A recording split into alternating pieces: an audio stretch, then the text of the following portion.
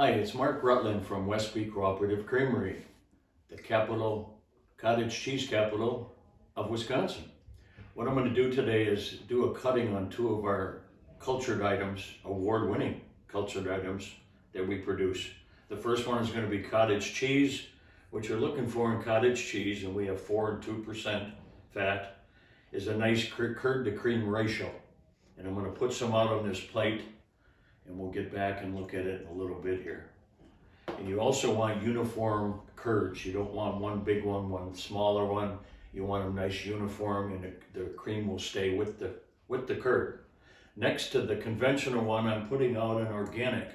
Westby is a big producer of organic items, including our cottage cheeses and sour creams. So we're going to let them set there and go to the sour cream.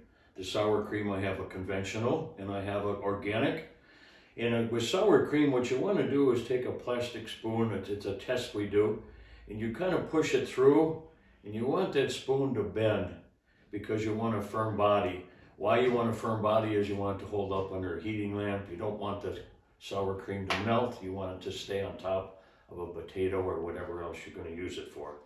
The other thing you want to do when you push that through, look at the body of it.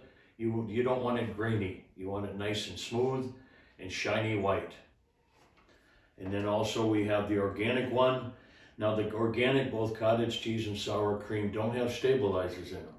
So they're little different looks, but again, good body when you do the test here. And this is actually firmer, and you want that spoon to almost break, again, to hold up, okay?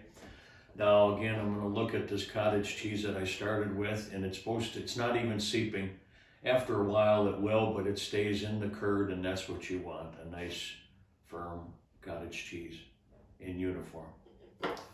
Thank you. Good day.